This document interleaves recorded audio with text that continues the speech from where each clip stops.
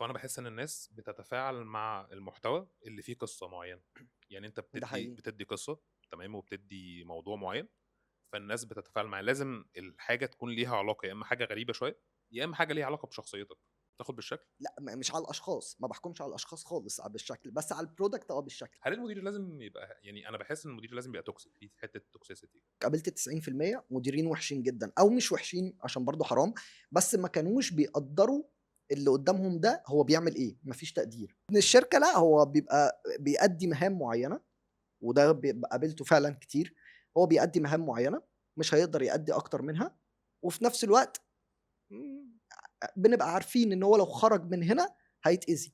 السلام عليكم ورحمة الله وبركاته، من القاهرة بودكاست تاك توكس، بودكاست مصنع الأساطير، معاكم مصطفى تاج الدين الco-founder لتاك توكس، ومعايا سوبر ستار الحلقة أستاذ فاروق القاضي. أهلًا ازيك يا وسهلًا، فاروق؟ الحمد لله تمام عامل إيه؟ بخير، منور. زي الفل الحمد لله، نورك. يومك كان حلو؟ زي الفل، يعني طريق شوية بس تمام وصلنا، الدنيا تمام صح؟ الحمد لله. اوكي، في طقس كده بنعمله ان اي حد بيجي هنا بيعرف نفسه بالطريقه اللي هو يحبها، يعني براحتك خالص. ماشي، الطريقة اللي أنا أحبها إن أنا فاروق القاضي. تمام. أنا دخلت أو بدأت رحلتي في صناعة الإعلانات من أكتر من حوالي 17 سنة. كان حبي في الأول بموضوع الرسم، كنت باحب إن أنا أرسم شوية وإن أنا أطلّع موهبتي في الرسم يعني والأفكار، وبعدين تحوّلت بقى لغاية ما ابتديت إن أنا أدخل في الgraphic designer كانت بدايتي، لغاية ما اتحوّلت الحمد لله إن أنا ابتديت أتنقل من شركة لشركة لغاية ما دخلت صناعة الإعلانات كلّها عمومًا، وكبرت شوية، دخلت في السوق المصري. دلوقتي بقى لي حوالي أكتر من 8 سنين في السوق ما السعودي. شاء الله. إن شاء الله. آآ أو ما شاء ما الله. شاء الله. فبقى لي حوالي 8 سنين في السوق السعودي. الحمد لله حققت حبّة إنجازات، يعني تقدر تقول إنجازات صغيّرة، بس بالنسبة لي كانت خطوات كويسة إن أنا أبدأ بيها، والحمد لله ماشيين لغاية دلوقتي على خط كويس، وبدأت content من ناحية الadvertising، أو إن أنا باقدّم يعني يعتبر content بدات من قد ايه؟ لا عادي عادي، احنا مكملين، ماشي، يلا يا باشا. أوكي. اه. فبدأت content إن أنا مم. باقدّم محتوى يعتبر للdesigner. مم. كانت دي البداية، وبعدين تحوّلت للcreative thinking عمومًا كلّها على بعض. انت بادئ من قد ايه بقى آآ الكونتنت؟ content داخل في 5 سنين دلوقتي. طب في كلام بس خدته منك كده، ان انت الحته بتاعت انك كنت بترسم، آه. انت كنت بترسم دي كانت هوايه يعني ولا كنت يعني اه؟ واخد الهواية من مامتي وأخويا. إحنا يعني يعتبر عيلة أغلبيتنا بنرسم، فكُنّا حلو قوي. بنحب الرسم من وإحنا صغيرين، وقعدت إن أنا آخُد خطواتي في الرسم، وإن أنا أتعلّم لغاية ما دخلت كلية تربية فنية جامعة القاهرة، واتخرّجت منها. يعني قعدت فيها شوية، بس أنا اتخرّجت الحمد لله منها، واتعلّمت طبعًا منها كتير جدًا. تمام. وكانت مجرّد بس في البداية خالص إن هي كانت مجرّد هواية للرسم، مش أكتر من كده. بس انت بتعرف ترسم، يعني لو ممكن باعرف أرسم، ترسم بني ادم مثلا؟ باعرف أرسم، يعني وطوّرتها طبعًا مع الكلية بأكتر بكتير. لو اديتك صورة ترسمني اللي هي أرسمك. حلو. عارف أسوأ حاجة لمّا حد بيعرف إن صاحبه بيرسم مثلًا أو كده، خُد يقول ارسمني. خُد ارسمني اللي هو عدّيت عليها كتير جدًا، بس يمكن أنا عشان طبعًا خلاص يعني اتخرّجت ودخلت في مجال الadvertising، فبطّلت أرسم بقى لي فترة طويلة، فما بقتش بتطلب منّي، فبقى اللي بيتطلب منّي اعمل لي design. ممكن تعمل لي design؟ نعمل عِد قبل العِد. تمام. قُل لي بقى بدأت بتاعك في المحتوى، إحنا قُلنا إحنا بدأنا من كام سنة؟ 5 سنين. ماشي، إيه الدوافع بقى اللي خلّتك يعني تفكّر؟ يعني أنا مثلًا عن نفسي باشوف إن أي حد بيبدأ محتوى على الإنترنت عمومًا هو حابب كده. بدايتي ما كنتش حابب كده. كنت بعيد عن السوشيال ميديا تمامًا أصلًا، يعني كنت بادخل أتفرّج، ما كنتش باreact ولا كنت باcomment عند حد ولا كنت أنا باقدّم أي حاجة خالص تمامًا. بس جيت في يوم من الأيام، كان بسبب الشغل يعني، كان ناس كتير تطلع تقول لي: "أنت عندك experience كتيرة جدًا، فمحتاج إن أنت تطلّعها للناس." تمام. فبصراحة ما كنتش مقتنع بكده، وبرضه ما كنتش مقتنع إن أنا أطلع على السوشيال ميديا. لغاية ما جه في يوم من الأيام حضرت كان سيمينار شوية ليه علاقة بالdesigner، وكان في designer، يعني الكلام ده يمكن أول مرّة أقوله. كان في designer كتير معروفين ومشهورين وكويسين إلى حدٍ ما وشغلهم كويس، بس كان عندهم غلطات كبيرة جدًا. السيمينار ده اكتشفت ساعتها إن هم عندهم معلومات ناقصة، حلو. فعشان كده كان شغلهم أو الغلطات اللي أنا كنت دايمًا باشوفها بسبب نقص الخبرة اللي عندهم. فأنا كنت خدتها ساعتها بعد السيمينار، قُلت أجرّب، مجرّد بس تجربة. كتبت article عن إزاي الbrief إن أنت تقدر تفهمه وإن أنت تجاوب عليه. كويس. الpost راح viral، ولقيت الناس كلها كانت بتشجعني ان انا ابدي كونتنت تاني، او ان انا اديهم حاجات تعليميه اكتر، لان انا مش بقدم كونتنت انترتينمنت، انا بقدم حاجه تعليميه educational شويه او تعليميه. كويس. ف... فخدت المنطلق كده، قلت طب اجرب تجربه تانية اشوف لو فعلا ده بيساعد الناس ولا لا. جربت مره، التانية، التالتة، كل مره بعمل حاجه بلاقي الناس بتقول لي احنا عايزين معلومات تاني، احنا عايزين نستفيد تاني. فلقيت طب انا ليه ما افيدهمش؟ انا يعني ماما علمتني، ممكن تلاقيني بذكر امي كتير في براحتك، عادي جدا، البودكاست ده، عادي جدا. عشان انا ماما ليها فضل كتير في حاجات كتير جدا مم. ليا في حياتي. فكان من ضمن الحاجات اللي هي اللي علمتهاني مم. ان انا الحاجات اللي انا مريت بيها وكانت بتضايقني يعني ما اعملهاش في حد تاني. فكان ده حاجه من الحاجات اللي انا قلت ايه، طب ما انا اتعلمت بصعوبه، ليه ما اسهلش على الناس؟ طالما الكونتنت هيفيدهم وان انا اسهل على الناس، خلاص اقدم لهم الكونتنت اللي يساعدهم. بص خليني اوقفك في النقطه دي. اتفضل. انا معروف عني ان انا بقطع الضيوف، ماشي، لا قاطعني وما براحتك. بديش الضيف فرصه ان هو يتكلم ابدا. لا انا هعرف بص اقطعك. بحس ان فكره انك تعمل انت كونتنت، انت في حاجه جواك انت حابب، يعني بحس اللي هي فكره ايه، انا عايز اساعد الناس، تمام.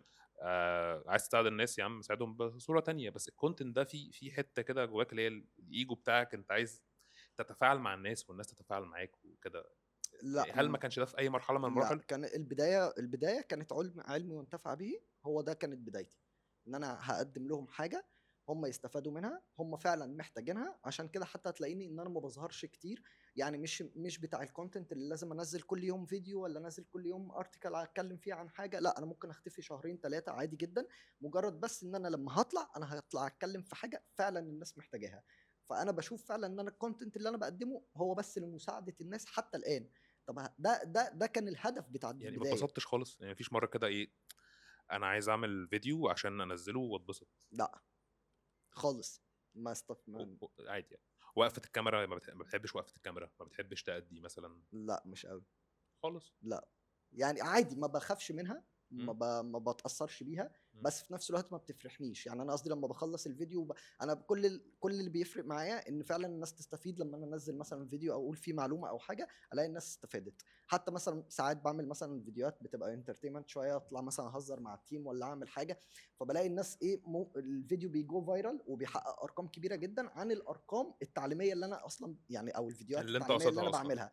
فساعتها ولا بفرح ولا بزعل، لان انا عارف ان الناس بتدخل على السوشيال ميديا عشان يعني تفن شويه، مش داخل ان هو يتعلم مع السوشيال ميديا. لو هو هيتعلم ممكن من حته اليوتيوب شويه، انما السوشيال ميديا بلاتفورم هو داخل عايز يفرح نفسه شويه، يقعد بيتسلى شويه على الكونتنت. فهو مش داخل، مش هيشوف معلومه هيرياكت معاها على قد ما هو هيرياكت مع حاجه تضحكه اكتر. فلما بشوف الارقام ديت فعلا بتتحقق ما بتضايقش، بس في نفس الوقت ايه، بقول لا انا بعمل هنا كتير يا جماعه، هنا في في محتوى حاجه هادف. بصوا هنا، بالظبط، اتفرجوا محتوى جامد جدا المفروض هو اللي يحقق ارقام اعلى. بص هو انا بحس ان الناس بتتفاعل مع المحتوى اللي فيه قصه معينه.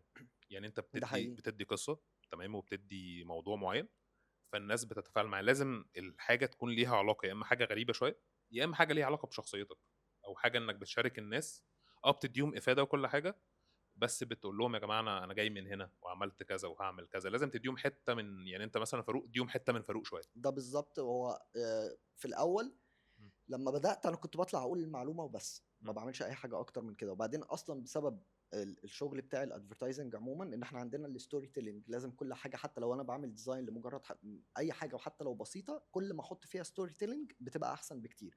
فانا لما بعد فتره قلت طب ليه ما احطش الستوري تيلينج في الكونتنت بتاعي، فابتديت احطه بس مش بطريقه رسميه، او مش لازم في كل فيديو، لان برضو انا بيهمني المعلومه اكتر من ان بالظبط. انا اطلع اهزر او ان انا اطلع اوريهم اي حاجه. بس بقيت الى حد ما شويه مؤخرا على طبيعتي، ويعني انا حتى كنت غيرت في الكونتنت شويه وحققت فعلا ارقام احسن لما الحمد بقيت على لله. طبيعتي، من تمام. عكس ان انا كنت بطلع اقول المعلومه بس وانزل معلومه سكه كده ترميها، بالظبط. بالظبط. طب تعالى نشوف معلوماتك. تعالى يلا بينا. جاهز؟ جاهز. السؤال بيقول: من هو مخترع الاطارات المنفوخه، الكاوتش؟ كلنا بنركب عربيات بيبقى فيها كاوتش. ماشي. هديك 3 اختيارات لان هو سؤال صعب. اوكي انا بيتهيألي عارف الاجابه. هل هو ايمانويل كاوتش، ولا جورج دانلوب، ولا ديفيد منفوخ؟ لا ولا واحد منهم اللي كان في دماغي. بس ايه تاني واحد كان مين؟ ايمانويل كاوتش، ولا جورج دانلوب، ولا ديفيد منفوخ؟ اعتقد جورج دانلوب، لان انا عارف اسم دانلوب ده ليه علاقه بكاوتشات. حلو قوي. برافو عليك. الحمد لله. خد السؤال التاني. ما هي اسم العملة في دولة أذربيجان؟ ها ما هي اسم العملة في دولة أذربيجان؟ هديك 3 اختيارات لأنه سؤال صعب. ماشي، انا اول مره اسمع عن الدوله نفسها. أذربيجان دي بتاعت سامي يوسف. ما اعرفهاش. عارف الأغنية بتاعت يا رب العالمين؟ اه اه اه اه. ايوه ده من أذربيجان. لا ما اعرف، ما كنتش اعرف. المهم لا المهم. الاختيارات: بنات، مناط، قناط. آه. مش عارف، بس انا هختار اي قناه، يعني حاسسها احسن واحده. قناط. ده مش مظبوط. مم. هيتبقى بنات ومناط. بنات ومناط. اصل مناط دي بيتهيألي مش هيكون اسم عمله، فممكن بنات. انت ما عندكش بنات؟ لا ما عنديش بنات. اوكي اقول خلاص غلب حمارك. ما هو يبقى مناط. مناط. برافو عليك. الحمد لله. ده حته كده مدحت شلبي بحبها قوي، بعملها في كل مره والله. حلو. عمري ما زهقت منها وعمري ما هبطلها لحد ما بس مدحت شلبي يجي. هي المفروض ايس اه بريك فعلا. اه لا حلو. جامده. خليها وزودها بالعكس. ما هو كان سؤال بتاع الكاوتش ده اول واحد، وتاني واحد بتاع اذربيجان، هتلاقيني بزود يعني. نايس. اوكي يا معلم. قول لي بقى يعني في خلال شغلك، كل تمام. شغلانه بتدي صاحبها اخلاق معينه، اعتقد بتغير فيه وبتغير في اخلاقه يعني. اكيد. تمام. فانت قول لي بقى تاثير شغلك على حياتك مش ازاي، الدنيا ظبطت معاك ازاي؟ بص، شغلي اثر على حياتي في حاجات كتير، مش حاجه واحده. م. آم، ممكن اول حاجه فكره البراند ايمج نفسها، لان انا بتعامل مع براند، كل براند بيبقى ليه ايمج. فانا لقيت ان انا شخصيتي بقت بتتحول نفسها لبراند ايمج. ان انا لازم يبقى ليا لوك معين، ليا ايمج معينه توصل للناس في طريقه كلامي، في هزاري، في شكلي، في كل حاجه بعملها. فدي حاجه من الحاجات اللي اثرت عليا، حاجه من الحاجات اللي اثرت عليا كشغل برضو.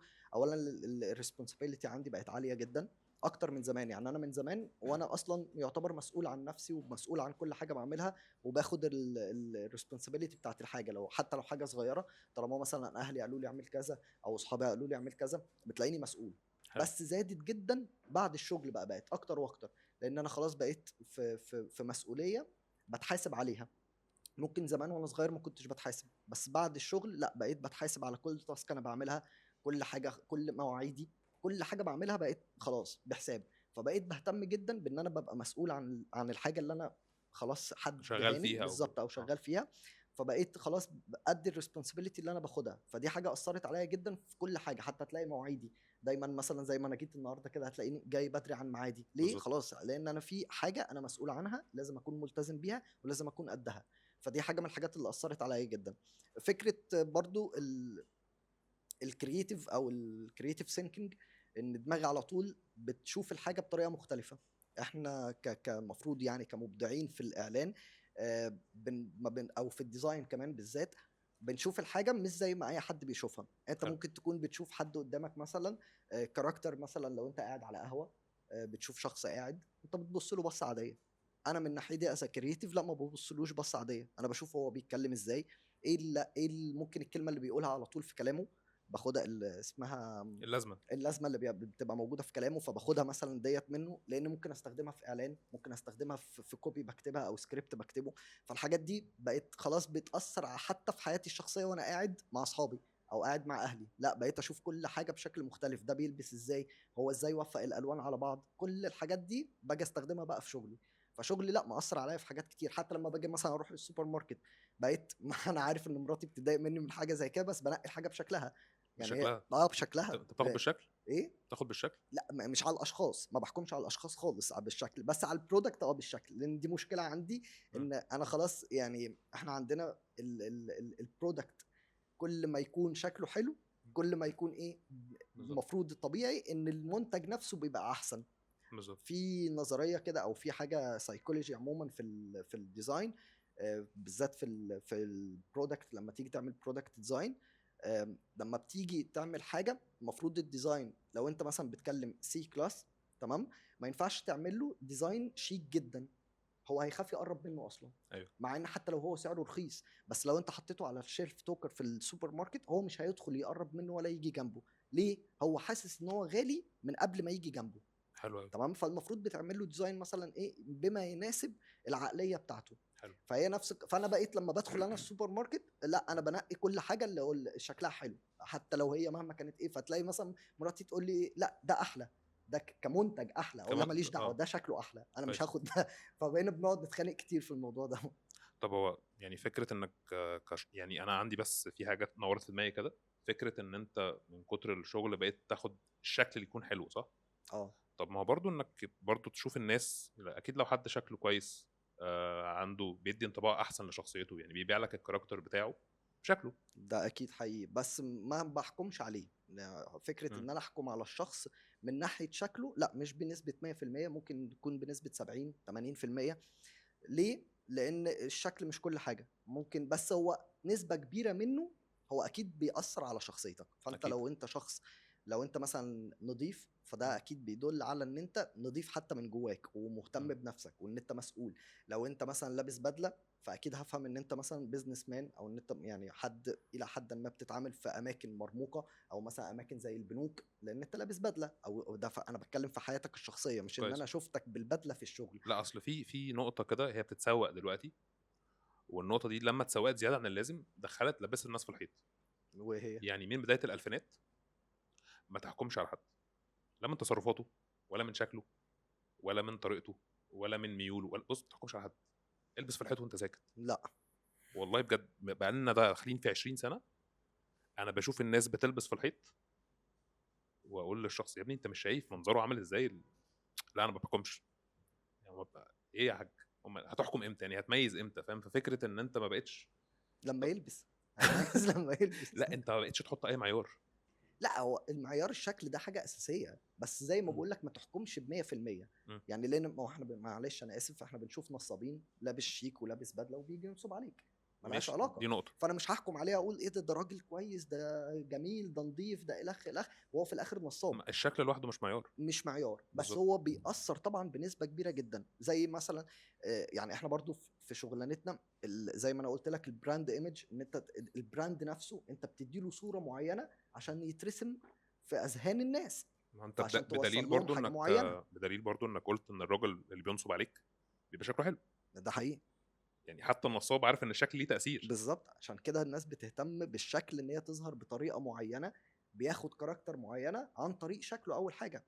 الفيرست بالظبط. امبريشن زي ما احنا بنقول. انت لو حتى بما ان احنا بنتكلم كمان بالذات في السوشيال ميديا، لو انت بتقلب ولقيت مثلا حد قاعد لابس بدله، انت هتقول ده مثلا ده رجل اعمال هيكلمني اكيد في حاجه مهمه جدا. في السيجار فانت الكوبي مثلا. ايه؟ في السيجار الكوبي مثلا. بالظبط. بس انت هتهتم، هتقول ايه ده وصل للسيجار الكوبي، ما احنا ما نعرفش السيجار الكوبي، فانت هتقف تسمع له بسبب شكله، مع انه ممكن بعد كده يفتي ويقول معلومات هبل. انت هبل، ولا انت متاكد منها ولا هي صح. بس خليك واثق من نفسك، افرض ظهرك هتقول اي حاجه الناس هتشتريها ده حقيقي. ده حقيقي. عادي. صح. بس المهم، عايز تضيف اي حاجه في النقطه دي؟ لا. ماشي. تاثير بقى شغلك على اسرتك، هل اثر بشكل ما؟ يعني انت مثلا، انا في شغلي عامه بحس ان يعني اللي اتعلمته من شغلي اثر عليا قوي، ان انا ما اخدش المعلومه مره واحده، ان انا لا ايه اخد بالي، اتاكد تاني. طب هل اللي معايا ده يكفي ولا لا؟ لان فجاه ممكن الدنيا تقف خالص، مفيش حركه، الطرق تقف، الدنيا تقف، فايه انت لبست، هتيجي ترجع لحد يقولك انت اللي قلت ان الوضع تمام. صح. ففي شغلي اتعلمت 3 حاجات: لا اقول ان الوضع تمام، ولا اقول ان الدنيا سهله، ما سهلش الدنيا ابدا، مش عشان انا بحب اصعب الدنيا، بس عشان في لحظه الدنيا ممكن تبقى سهله. وما اقولش ان انا الجامد اللي خارب الدنيا اللي مسيطر، لا يا باشا، احنا دايما بقول ايه ماشيه بستر ربنا. لان انت في شغلك ده انت بتتعامل مع باطن الارض، صح. دي حاجه بتاعت ربنا. طلعت لك بقى ميه، تطلع هواء، ما تطلعش حاجه، الردم يقفل عليك. فما بقتش ايه ادي الامبريشنز دي ان الدنيا جميله وانا جامد، لا هي ماشيه بستر ربنا. فاكيد في شغلك انعكس عليك برضو في تعاملك مع اسرتك، ان انتوا تاخدوا بالكم من كذا كذا كذا. لو حابب تقول برضو.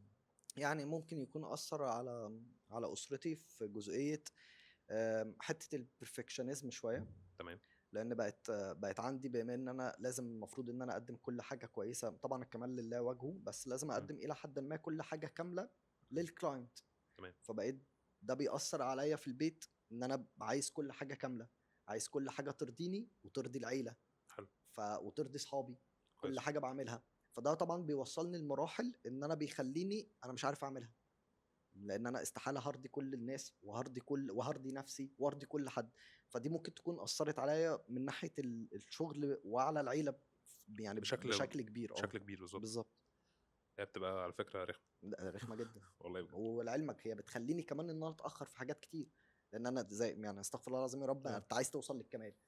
ففكره ان انت عايز توصل للكمال ديت انت مش هتعرف تحققها في يوم وليله، دي بالظبط. بتاخد مراحل كبيره جدا عشان تقدر توصل لها. ولو وصلت لها فانت هتتاخر كتير جدا، عشان زي عارف الناس بتقول لك ايه، ابدا.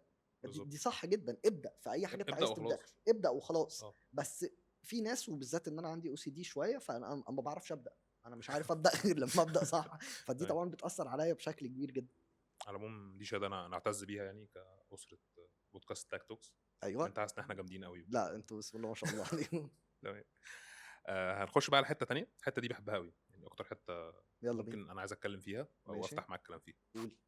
انت مدير مدير. وبتبين قوي ان انت مدير، اه ولما التيم بيتاخر ولما التيم بيعمل ده حقيقي. فرحان قوي ان انت تمام. هل المدير لازم يبقى يعني، انا بحس ان المدير لازم يبقى توكسيك في حته توكسيسيتي؟ خالص بالعكس. ما انا هفهمك. انا ماشي. دلوقتي صاحب مال، اوكي. تمام. انا مش لازم اخلي حياه الموظفين سهله. ليه؟ عشان ما تبقاش سايبه.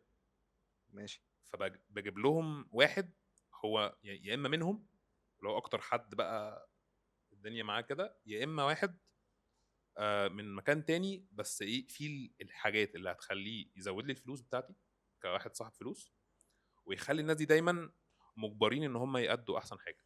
طيب حلو. طب ليه انت كبزنس اونر م. ما تجيبش حد يريحهم ويطلع منهم احسن ما عندهم؟ يعني دايما اي بزنس اونر ده حقه مليون في المية ان هو دايما بيفكر في ان انا عايز اجيب حد يمشي لي الدنيا بسيستم كويس. ويمشي الدنيا كاوبريشن وايز 100% ما فيهاش ولا غلطه. تمام. تمام. ما بيفرقش معاه الناس بقى مخنوقه، الناس متضايقه، طب الناس ايه اللي يريحها اكتر عشان تدي لك اكتر. انا دي حته مقتنع بيها جدا، ويمكن زي ما انا ذكرت لك في الاول ان انا اللي حصل فيا ما بحبش اعمله ايه في غيري. طيب انا اتعاملت مع مديرين كتير قبل ما انا ابقى مدير. كان عندي مديرين كتير ولفيت على شركات كتيره جدا. تقدر تقول 90% كانوا وحشين. 90%. 90% ماشي. كانوا بالمناسبه وحشين.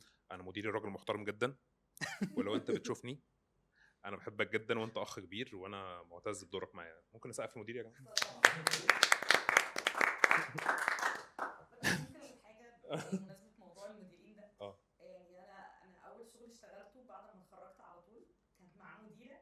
المديره دي جابت لي جميع انواع الامراض النفسيه الحيه والميته. ده حقيقي. انا كنت بتعالج نفسيا ده والله. حقيقي. انا كان بجد كانت بتوصلني لمرحله ان انا بخش الجو اليوم اعيط. انا عشان كده قلت مش هعمل كده مع اي حد. لا مديرتي بقى الموجوده دلوقتي زي ما مصطفى لسه قايل على مديره، والله العظيم دي اختي من قبل ما تبقى مديرتي. نسقف لها هي كمان.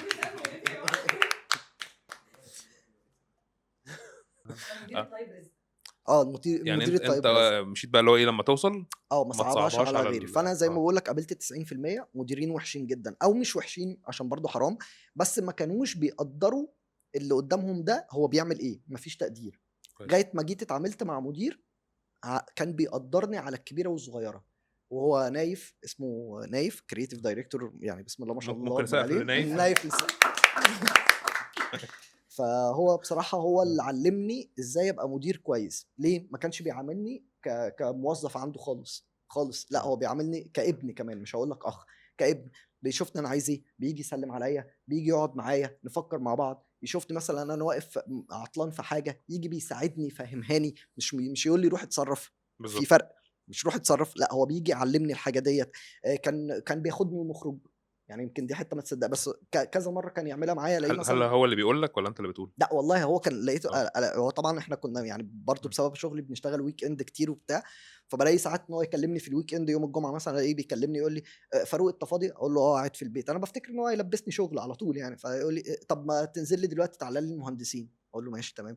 انزل اروح المهندسين الاقيه حاجز لنا تذكرتين سينما ودخلنا السينما. والله محترم، والله بس محترم جدا والله. فده واحد حببني في الشغل، فبقيت ان انا بقيت بنزل بروح الشركه انا مش متضايق مهما كان هو طلب مني ايه انا هعمله له. طب سؤال، مين اللي المفروض يبدا؟ انا ليا فيها راي بس اسمع رايك. يبدا من الناحيه الانسانيه ان هو اللي يقرب بشكل مش بروفيشنال، بشكل انساني، المدير ولا الشخص اللي تحتيه؟ لا بص، الشخص اللي تحتيه هقول لك ليه. انا مختلف معاك جدا بس قول. طيب هقول لك ليه. مم. لان برضو مهما كان انت جاي انت تثبت نفسك، المدير مش بيثبت نفسه. المدير خلاص مدير وهو موجود، مم. فالموظف هو اللي جاي المفروض بيثبت نفسه. انا ما اقدرش انا كمدير اديلك اكتر غير لما اتاكد ان انت تمام.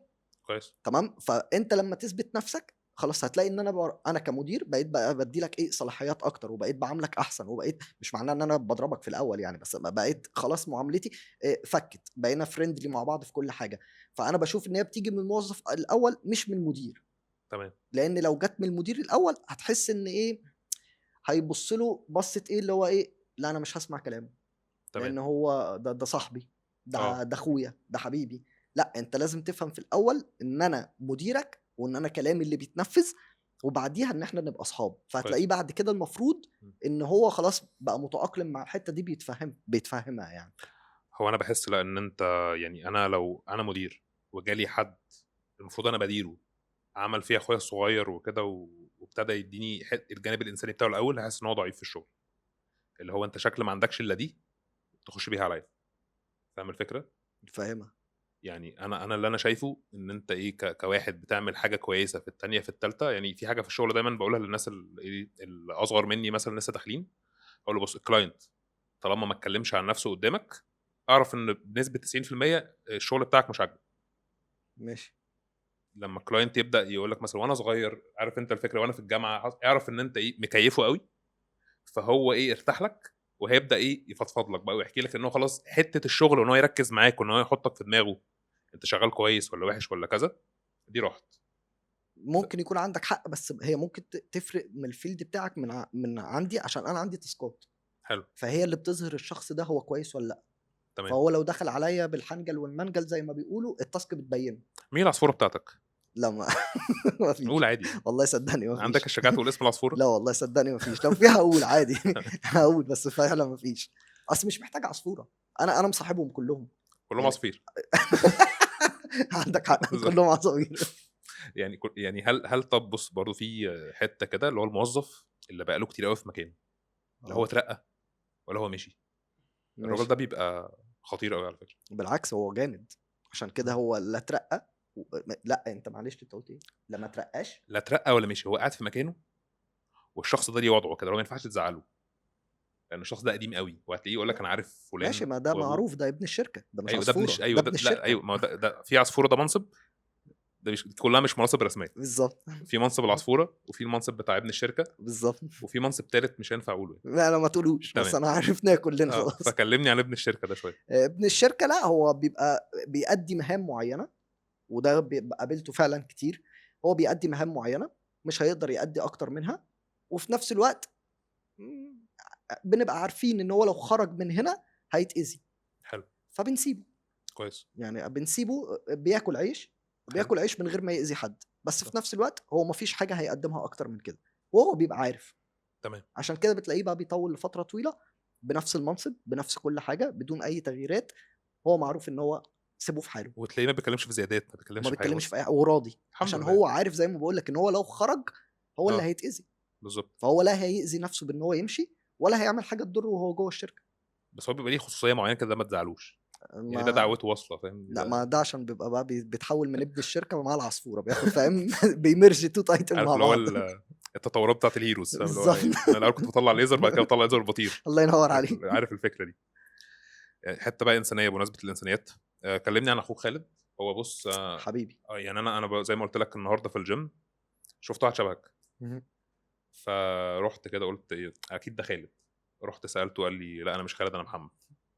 قلت له تمام. قال لي هو خالد ده مصري؟ قلت له اه. قال لي اصل انا سوري. قلت له خلاص انت خالد السوري عادي. والله العظيم. فهو لا استغربني جدا. هو انا اصلا داخل عليه فبص لي كده عمل كده وقام قايم من على الجهاز. يا عم انا مش عايزك تقوم، مش داخل العب معاك، قول لي بس انت خالد ولا لا. هو دخلتك خضته. ما انا اصلا متردد اساله ولا لا. ما علينا يعني كلمنا عن خالد. خالد لا انا خالد ليا اخ توأم، عشان برضو لو في ناس ما يعني، هو في فعلا لغايه دلوقتي انا بكتشف ان في ناس ما تعرفش ان انا ليا اخ توأم. هو اسمه خالد، وبرضو بيشتغل نفس الشغلانه، هو سينيور ارت دايركتور في طارق نور، وبقاله برضو حوالي اكتر من 15 سنه هناك اعتقد، يعني مش متاكد برضو من الرقم بالظبط، بس بقاله فتره طويله هناك، وحقق الحمد لله انجازات كتيره هناك. احنا الاتنين توأم، فاحنا الاتنين متشابهين في حاجات كتيرة جدا من واحنا صغيرين. احنا الاتنين بنحب الرسم، بس هو تالنتد اكتر مني حلو. من واحنا صغيرين. بمعنى هو خالد دايما عارف اللي بيمسك ورقة وقلم، ده انا بكلمك واحنا صغيرين، ده واحنا في ابتدائي تمام. عارف بيمسك ورقة وقلم ويتخيل مثلا اي اي حاجة كائن في دماغه بالظبط. بيروح راسمها على طول، على طول يروح راسمها تك تك تك يخلصها في 5 دقايق. تمام. انا لا، ما كانش عندي القدره ديت من الموهبه، بس انا كنت بحب الرسم، فكنت اعمل ايه؟ اخد ورقه وقلم واقلد اللي خالد بيرسمه. جامد. حلو. يعني فاهم، امسك بقى ايه، طب خالد عمل ايه، ده عمل الخط الفلاني، طب عمل كذا تك تك تك، اروح ايه راسم وراه. فهو دايما من وهو صغير هو اعلى مني في حته الرسم ديت، اقوى مني فيها. وانا ده بالعكس، انا بشوفه هو، يعني انا بتعلم منه دايما واخده مثل اعلى في الحته ديت. وحتى الان لغايه ما احنا كبرنا هو اقوى مني فيها، كويس. ولغايه دلوقتي انا بشوفه هو اقوى وانا بتعلم منه. وفي حلو. نفس الوقت هو عنده يعني انا مؤخرا بروح لحته الكرييتيف اكتر، يعني احب اقعد افكر اكتر. خالد لا، عكسي، ما يحبش يقعد يفكر، انت اديله الحاجه ينفذ. حلو. يعني ما فاهم، اديله ارت وورك كده يقعد قدامه يتسحل ممكن بالايام، يفضل قاعد شغال مبسوط جدا. انا لا، انا يعني بقت موجوده عندي بس مش زيه. لا انا ممكن امل، ممكن ازهق. عارف انت لما بتبدا بروجكت وتسيبه في النص كده، انا من النوع دوت. خالد لا، مهم. هيمسك البروجكت لازم يخلصه. انا لا، انا اديني، انا بحب حته ان انا اقعد افكر. حلو. فخالد دايما كان ايه، هو الخطوه اللي سبقاني واللي بيخليني ان انا افضل امشي وراه. لان كانت بدايتنا بالذات في حته الارت كديزاينر ان احنا الاثنين ارت، فهو دايما سابقني بخطوه طب فانا مين اتعلم منه. الكبير؟ انا كبير ب5 دقائق. يا اه فكان دايما بقى انا الكبير اهو ب5 دقائق، بس هو اللي دايما كان سابقني في حته التالنتد. انت سبقت في حته وسبق في حته عادي. انا ما سبقتوش، انا لغايه دلوقتي انا مش شايف ان انا سبقته. لا انت كبير احنا 5 دقايق انت اللي لا سابقه في ال5 دقايق ماشي. بالظبط. ايوه. بس انا قصدي كليفل في الشغل احنا مش سابقين بعض. حلو. احنا كل واحد فينا خد اتجاه، هو خد الاتجاه السوق المصري، انا رحت للسوق السعودي.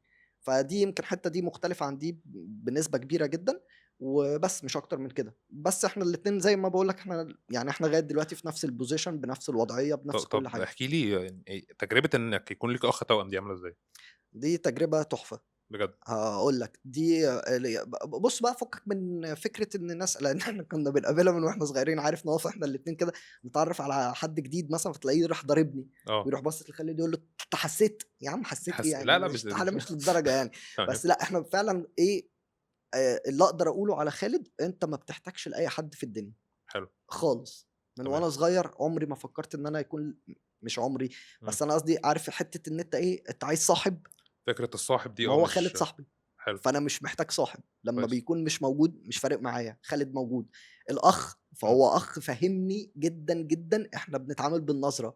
حلو يعني جدا. مجرد بس إن إحنا نبُص لبعض إحنا فاهمين إحنا عايزين نعمل إيه، أو نقول إيه، أو نتصرّف إزاي، ناخد نفس الreaction، كل حاجة. فأنت بتحس يعني فكرة التوأم دي خلّتني إن أنا أنا مش محتاج لحد بسهولة. أنا انت بابقى شفت الفيديو بتاع حسام ابراهيم حسن لما هم واقفين بيتحركوا مع بعض على الخط ده بيعمل عايز أقول لك إحنا بعتّنا لبعض قُلنا إحنا الاتنين بنقول بُص بيعملوا اه. زيّنا. هو مش بيعملوا زيّنا، بس هم فعلًا كل التوأم ل عشان أنا باشوفها بسبب زي ما أنت كده مثلًا لمّا تصاحب حد مم. ومثلًا تعاشره لمدة 4، 5 سنين، حلو. هتلاقي نفسكم أنتم الاتنين بقيتوا شبه بعض.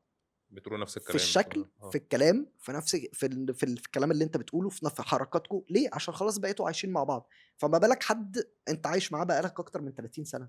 بالظبط. فطبيعي هنكون نسخة من بعض في كل حاجة، في كل حاجة. أنا ساعات باعتمد على خالد يروح يشتري لبس، أنا مم. مش منقيه، بس أنا عارف انا إن على هو فكره انا هيروح بعمل كده مع محمد اخويا، بس محمد اخويا اصغر مني ب 11 سنه. بسم الله ما شاء الله. بس بعمل كده معايا اللي هو بص روح بس هتلاقيكم أنتم قريبين من بعض بفرق السن، بس هتلاقيكم أنتم قريب مني الاتنين جدا. اه. بالضبط. اه. عشان كده أنت خلاص أنت بقيت تعتمد عليه، وهو اه. فاهم دماغك. مم. فزي ما باقول لك بقى خالد بقى، إحنا قريبين من بعض، إحنا فرق 5 دقايق.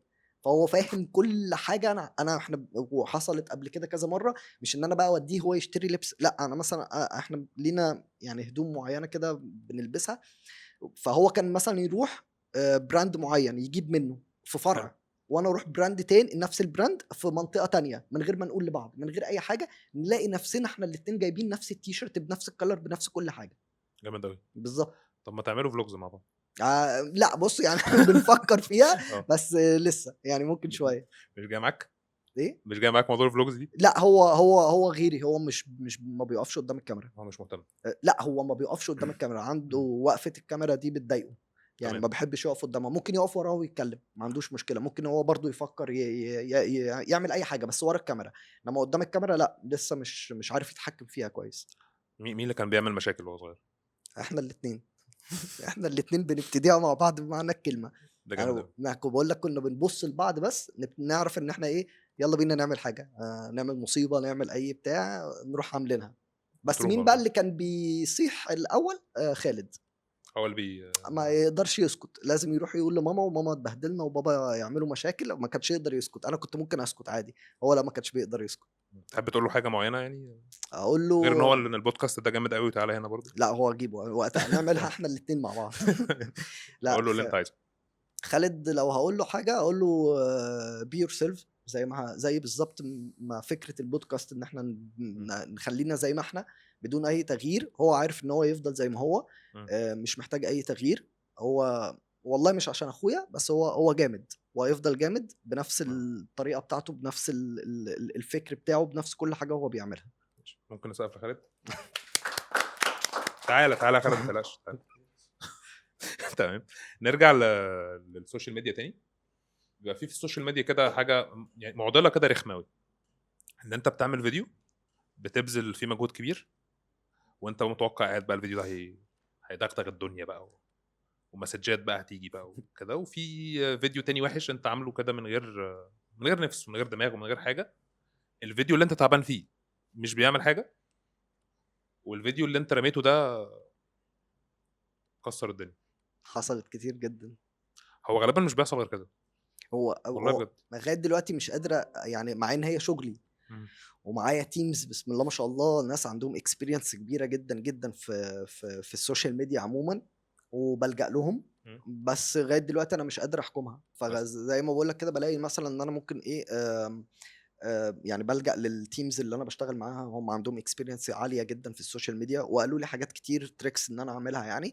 بلاقي ان هي ما بتجيبش حاجه، او بمعنى صح انا مش قادر افهمها وما مش فارق معايا. انا بس اللي بيفرق معايا زي ما انت بتقول، ان انا بقعد احط ايفورت جامد جدا في فيديو ومعلومات مهمه جدا، واقول بس الناس مستنيه المعلومات دي ان هي تطلع، يعني هم مستنين بس ان انا اقولها. بعدين الاقي مثلا في الاخر ماما وخالد اخويا هم اللي عاملين عليها لايك ومحدش سأل في الفيديو بتحصل بالظبط. كتير. فبستغرب اللي هو ليه طيب، فاهم يعني. جربت بقى فكره مواعيد مختلفه، ان انا انزل يعني مواعيد مختلفه عن بعض، والله ما ليها علاقه، مالهاش علاقه. كل حاجه جربتها لقيت ان ملهاش اي علاقه خالص. هو سبحان الله الفيديو بيجو فايرال لوحده، والحاجه اللي اذا كانت حلوه بمعلومه من غير معلومه، هو اللي عايز يروح بيروح. فانا بقيت متصالح مع نفسي في الحته ديت. بس مش هكدب عليك، لا بزعل على الايفورت اللي انا عامله. بالظبط. يعني في فيديوهات ممكن اكون انا تعبت فيها جدا، من ناحيه لان انا بذاكر كمان الفيديوهات حتى اللي انا بعملها، او الكونتنت اللي انا بقدمه. انا زي ما قلت لك، انا مش بطلع اقول معلومه كده وخلاص، بالعكس، انا المعلومه اللي انا بشوف ان السوق محتاجها بطلع اذاكرها، بتاكد منها ان هي صح، بعدين بطلع اقولها.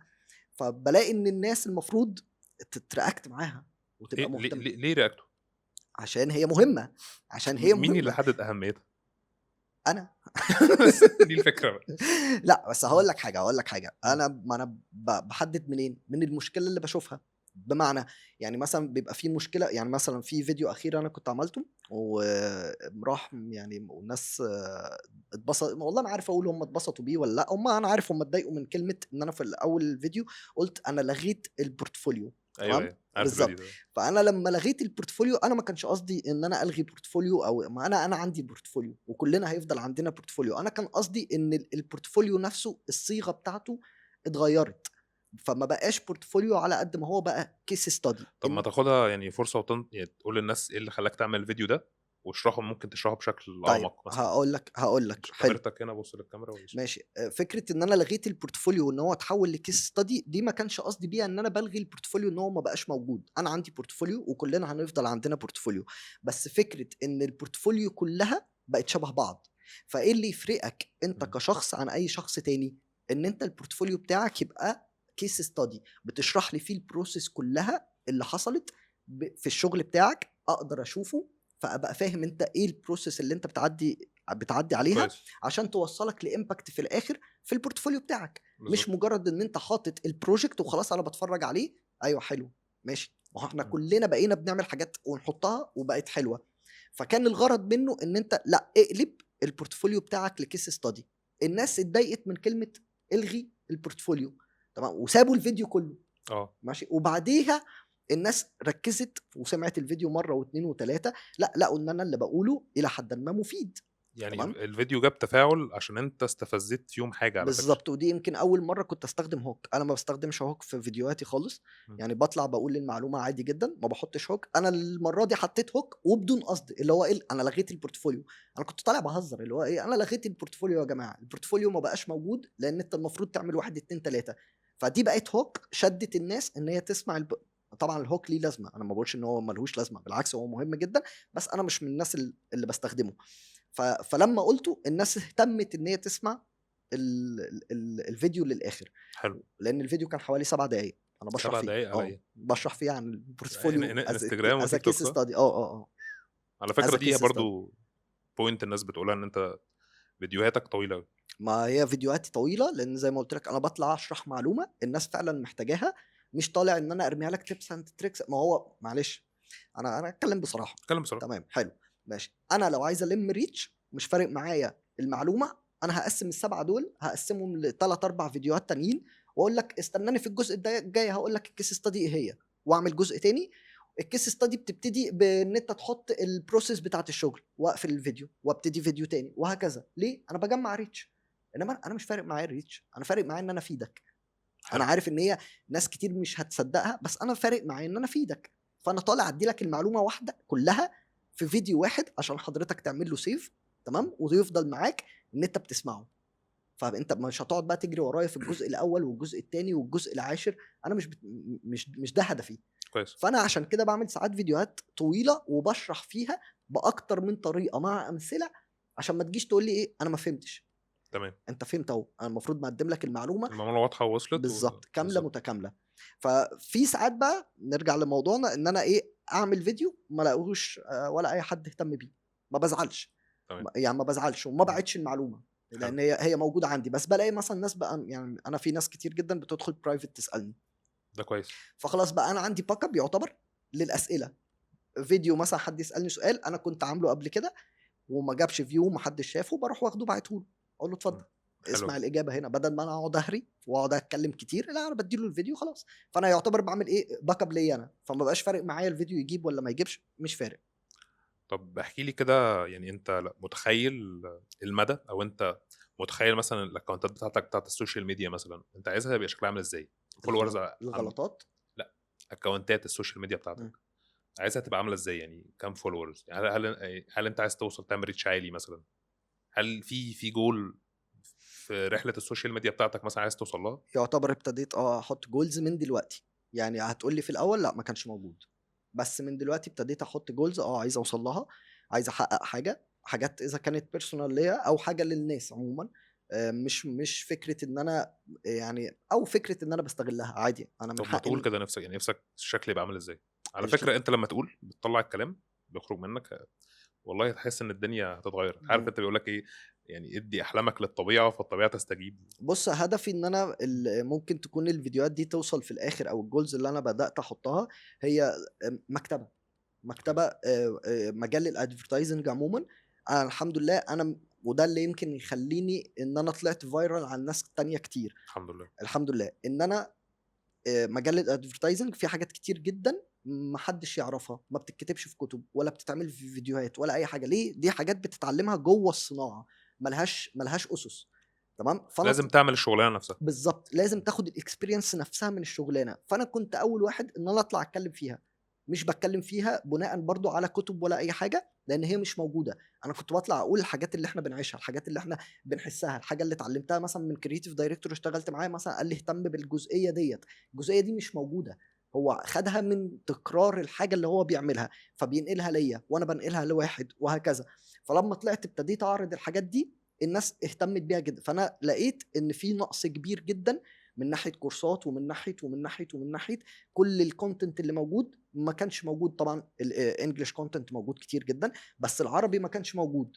فانا وما باخدش برضو من الانجليش انقله كوبي زي ما هو لان مش كل حاجه ماشيه مع الكالتشر بتاعتنا.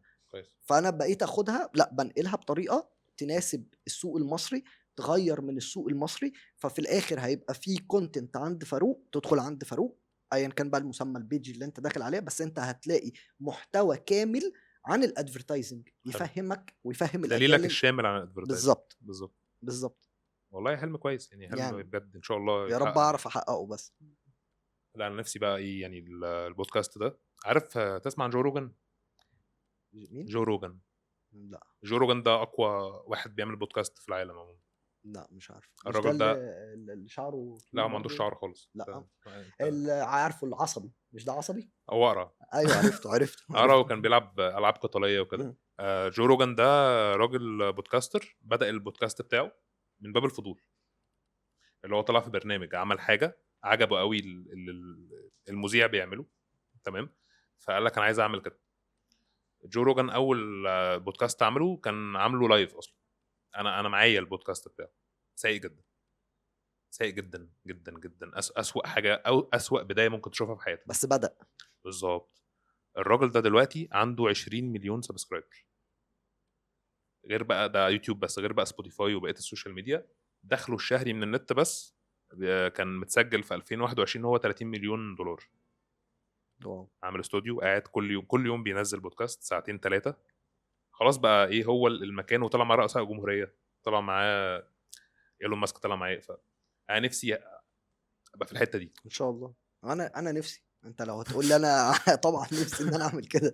بالظبط. ربنا يوفقك ان شاء الله، باذن الله هتحققها طالما عندك اهداف انت ماشي عليها وعايز توصل لها، هتوصل لها بالسعي وبالاجتهاد. اكيد ده انا والاستمراريه، حتى لو انت والاستمراريه اكيد. حاجه يعني وقعت منك كمل عادي، مالكش دعوه. بالظبط استمر، افضل قدمها، افضل طور فيها، افضل اتعلم منك من غيرك ومن غلطاتك انت. بالظبط. ده اللي انا برضو بحاول اعمله من ناحيه الكونتنت برضو. يعني يمكن في الاول كنت مثلا ممكن بقول كلام الناس بتفهمه غلط، بطلت اقوله. مثلا لو الناس يعني انا عندي مشكله دايما، يعني الحمد لله انتم مقربين المايك مني ايوه صوتك جدا. انا دايما بحس ان طالما قدامي مايك لازم اعلي صوتي. لا مش محتاج انا دي جوه عندي انا. فانا بالظبط. دايما تلاقيني قدام المايك بزعق بصوت عالي، فالناس بتفتكر ان انا دي عصبي. طريقتي، ان انا عصبي. بس انا يا جماعه دي مشكله عندي. فبقيت احاول على قد ما اقدر ان انا كل ما اجي اسجل افتكر حلو. الناس بتتضايق مني بسبب ان انا بزعق، فبقيت حلو. اوطي صوتي. حلو. يعني فبتعلم من اللي انا بعمله ده، اكيد هيطور مني وهيطور من الكونتنت اللي بعمله. بشوف غلطاتي ايه زي ما قلت لك، فالناس بتتضايق من كذا فببطلها. يعني بنحاول ان احنا نوصل لاحسن حاجه. جو روجان ليه بقى بدأ بودكاست؟ لان هو شاف، عارف انت قعده الاصحاب على القهوه، مش بتحس كانها بتطلع، بص لو عارف المشروع بتاع مشروع الارانب والكتاكيت ومغسله العربيات. ايوه احنا نعمل مغسله عربيات ميه بصابون، حلو. ونبقى في حته تانية. مشروع القهوه، تجار الميه السخنه يقول لك احنا بص مش هنبيع ولا نشتري. عارف انت القعده دي؟ هو قال انا عايز انقل التجربه بتاعت قعده الصحاب على القهوه دي للشاشه. مش عايز برنامج تقليدي، مفيش حاجه اسمها مذيع، مفيش حاجه اسمها ضيف، نايس. احنا هنقعد نديها ساعتين 3. فجو روجان هو اللي نقل التجربه دي، هو يعتبر الرائد البايونير بتاع البودكاست اصلا. نايس. فيعني if you dream dream big، وانا نفسي يبقى يا رب. بالمناسبه معانا إن السقا شاء في الله. الاستوديو. ازيك يا سقا؟ بيعمل ايه السقا؟ على فكره راجل انا كونتنت حاسس ان انا كريتور، عارفه. ده مشهور ده كونتنت كريتور بيتكلم في الكوره جامد جدا يعني. عاش يا سقا. انا واحد ماليش في الكوره خالص، ما بحبهاش. لا يعني كاس العالم اكيد هتشوفوا معانا سقا ان شاء الله في حلقه قريبه. هو يعني انت تمام؟ تمام. هو بيتفرج. حلو الكادر. الله يخليك قوي، ربنا يخليك. اوكي، احنا اطفال تسعينات، يعني احنا في سن بعض وعشنا نفس الطفوله بنفس احلى سن واحلى جيل، طفوله فريده من نوعها جدا. فاكر التليفون اللي هو بقرص ده؟ ما احنا عاشرنا حاجات محدش يعرفها دلوقتي، وعاشرنا بدايه الانترنت وبدايه الفلوبي ديسك. يعني محدش يعرف الفلوبي ديسك دلوقتي. تخيل ان احنا كانوا بيسمونا جيل الانترنت. دايما في الافلام يعني شوف افلام سنه 2000 كده، هتلاقي عيل كده عنده 10 سنين. ايوه. يقول لك ده الولد ده بيتكلم كده ليه؟ الولد ده بيتكلم كلام اكبر من سنه. تقول لا يا مدام ده جيل الانترنت مش عارف ايه. فاحنا بقى جيل الانترنت بالظبط. شفت كبرنا ازاي؟ ده جدا. وكان في حاجه في الطفوله بتاعتنا، ان انت يعني مثلا في كان مسلسل بيتذاع الساعه 7، ده كان على القناه الثانيه، ومسلسل الساعه 9. انت حضرت الفكره دي؟ حضرتها. فكنت بتلاقي كلنا قاعدين في نفس الوقت ما قبل وبنتفرج المنصات بنتفرج كلنا، ولما حلقه في بقى برنامج مواقف وطرائف يا كنا لازم نقعد ونستناه. بالظبط لما كانت حلقه بقى بنقول ايه بتفايرل، ما كانش اسمها ايه الحلقه، يعني الحلقه كانت بتكسر الدنيا كانوا بيقولوا عليها ايه لا ما كانش فيه مصطلح فايرال دي. كان بيبقى فيه شريط في التلفزيون كده بمناسبه نجاح الحلقه كذا من مسلسل المال والبنون، سنعيد الحلقه ايوه غدا الساعه 3 العصر. صح. احنا شفنا بقى ايام ما كلنا كان دماغنا واحده وبنضحك على نفس الحاجه، لدرجه ان افتكر ان محمد صبحي كان بيعمل مسلسل اسمه سنبل، لو شفت سنبل اكيد. فكان في حته كده في المسلسل دي هو كان مراهن المؤلف كان اسمه لينين الرملي ان الحته دي هتكسر الدنيا، فقالوا بص احنا هننزل وقت اذاعه الحلقه ونمشي في الشارع طبعا كان فاضي يعني سنبل شغال، المشهد ده كان مظبطه ان هو في الدقيقه كذا في الحلقه كذا اللي هي الحلقه دي، اول ما الافيه بتاع لبيك اللهم لبيك كده اتقال سمع البيوت كلها بتضحك في نفس الوقت، خد كده اللايكات والكومنتات في نفس الثانيه، حضنوا بعض بقى لايف. ما بقولك انت بتخيل ماشي في الشارع وسمعت عارف انت الكوره لما كله بيعمل ايه الشارع بقى هو خد نفس الرياكشن ده. احساس تحفه والله بجد احنا كنا عشنا طفوله فريده اكنك على المسرح. طفوله فريده من نوعها والله. ده حقيقي.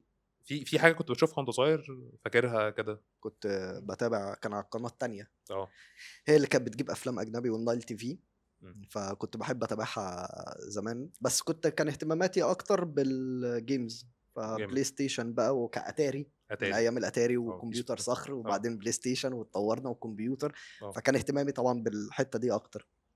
انا فاكر يوم ما عملوا اعلان القناه التانية ان فيلم ذا ماسك هيتعرض لاول مره على القناه التانية بتاع جيم كاري، وفيلم ماتريكس بقى يا لهوي ده كان اقوى بقى.